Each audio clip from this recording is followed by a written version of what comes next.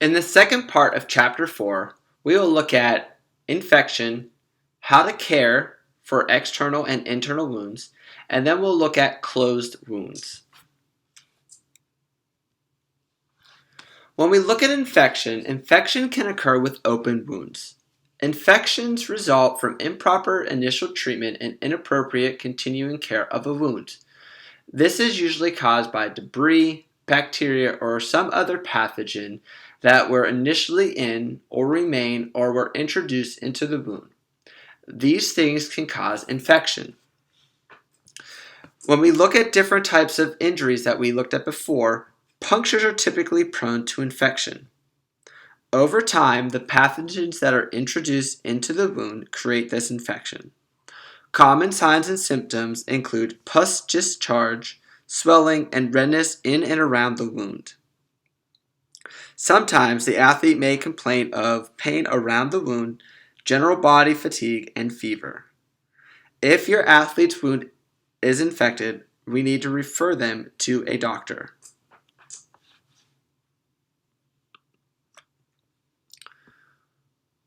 One of the more commonly concerned infections that we see with wounds is tetanus. Tetanus is caused by a bacteria that can enter the body via any open wound and any object.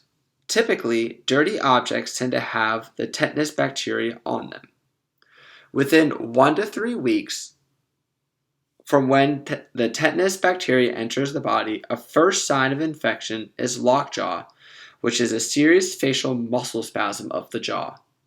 Along with this muscle spasm, the other signs and symptoms include fever, sweating, and irritability. Soon after this time, the spasms occur to other muscles in the body. The potential for significant life-threatening illness from tetanus is very real. When we look at protecting ourselves against this, we need to make sure that we get the initial vaccination for tetanus, as well as a booster vaccination every 10 years.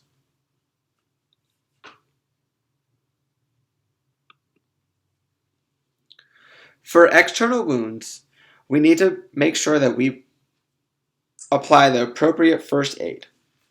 External open wounds require first aid, and if proper first aid is not rendered, then proper wound healing does not occur, and we may be at risk of infection. The first step when caring for an open wound with bleeding is to stop the bleeding. We need to make sure that we stop the bleeding with gloved hands by applying direct pressure to the wound with a clean, sterile dressing. Once the bleeding has been stopped, we can remove the dressings and gently wash the area. However, if the gauze or wound dressings that we are using become saturated, we do not want to remove any of the dressings. We need to continue to apply pressure and continue to apply sterile dressings on top of those dressings. At any times, if the dressings stick to the wound, do not attempt to remove them because this could cause the wound to reopen. When we are looking at a puncture wound or any other wound that has debris, if there is debris that is embedded in the wound, do not remove it. Make sure after cleaning the wound, if it is able to be cleaned with an antibacterial or ordinary soap and water, we need to choose the appropriate dressing size to completely cover the wound after. This could be a piece of gauze, a non-adherent pad, or a Band-Aid. After we apply the appropriate dressing, we can use roller gauze bandages to hold the dressing in place when we move around. After dressing the wound, we need to make sure that the athlete's circulation is normal. We can check this with distal pulse or capillary bed refill.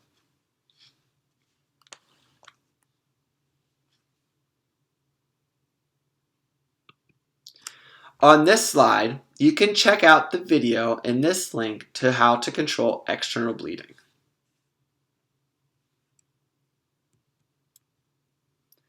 This additional video indicates and demonstrates how to clean a wound. In this particular situation, this cleaning of a wound is post-surgical, but it is applicable to all post-injuries.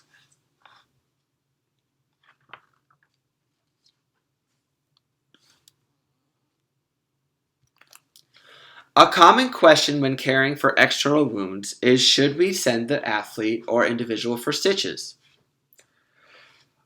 When we are in these situations, we need to make sure that we are able to identify when an athlete needs to go for stitches. Whenever an athlete has a laceration or incision on the face, hands, or head, we need to refer them to a physician or the emergency room immediately for stitches. This occurs because we want to minimize the scarring in these areas. Also, other reasons why external wounds should be stitched include when the wound is very severe or greater than an inch long, damaged ends do not approximate, wound does not stop bleeding in a short amount of time, and underlying tissues in the wound can be seen. This is typically seen when we can see fatty tissues in between the incision or the laceration.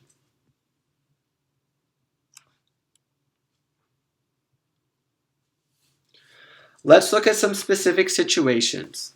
When we look at puncture wounds, with puncture wounds, we do not want to remove any large object. For larger objects that must not be removed, we need to take special care not to move the object when we are stopping the bleeding. We need to keep the athlete as still as possible and call 911 immediately for help. In order to care for this athlete, we need to place bulky dressings and bandages around the protruding object to stabilize it and minimize the bleeding. For smaller objects, we are able to carefully help the athlete remove the object if we feel comfortable in doing so. Anything such as a splinter or a smaller object that can be removed, do so and properly care for it. If there's any object protruding from the eye, it should not be removed. For avulsions, we need to consider how washing the wound in running water and soap could detrimentally affect the avulsed body part. Most times, if there is an avulsion injury, we need to call 911, then dress and bandage the wound while treating for shock. Like avulsions, amputations can possibly happen. If possible, we want to retrieve the amputated body part and place it in a plastic bag.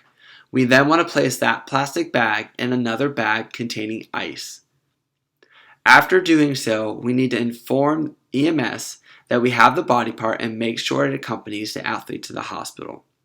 When we have these situations, we need to call 911 immediately, try to dress the wound as best as possible while treating the athlete for shock. Lastly, we will look at closed wounds. Closed wounds typically occur internally, which means that the blood does not break through the skin.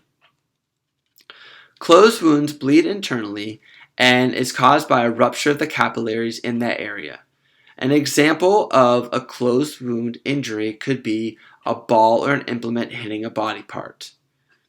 This could be from a minor bruise to a major injury. An example of a major closed internal wound is an abdominal organ injury caused by a significant blunt force from an object to an athlete's body. The significant abdominal internal bleeding typically causes muscle rigidity and guarding of the area.